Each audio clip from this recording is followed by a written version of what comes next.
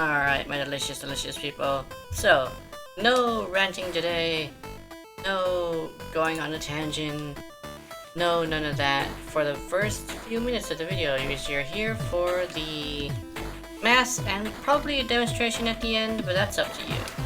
So, here it is. Heavy gunners are the ones you usually will actually see, due to the fact that fusion boas in MOT have a tendency of using status procs and really high fire rate to bypass immunities, which happens to all immunities. I'm sorry, but that's actually a thing. Except for rolling guard for some reason, and shield getting, which is interesting because if you bypass an immunity, it goes past the shields, which is interesting. So, yes, these guys. Ladies. They have 300 health and stuff. Corrupted heavy gunners are the ones that you usually use for like a big number and on a budget. The exogogs, unfortunately I don't have them, but if I remember correctly, they are around 1,000 health. Keep in mind, when it comes to the armor, that's the health that you're hitting.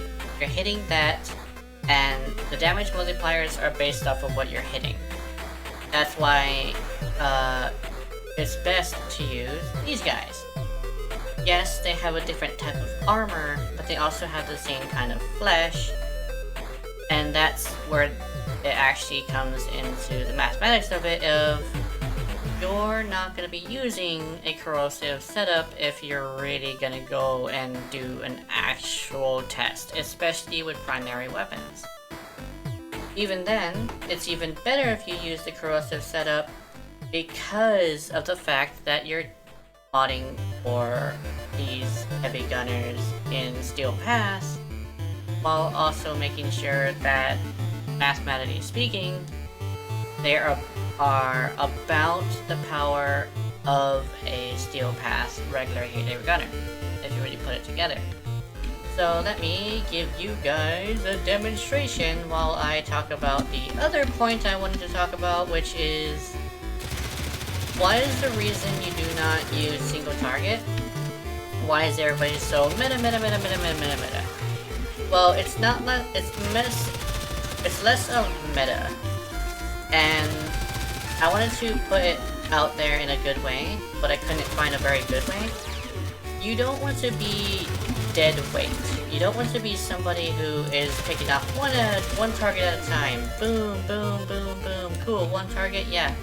But the thing is, if you're in a group, specifically, if you're in a group, it's best if you don't make your teammates carry your baggage. Because as a team shooter, remember that, PvE and team shooter, they're a little bit different. The fact that you're working in a team, if you're not pulling your weight, you probably should get kicked.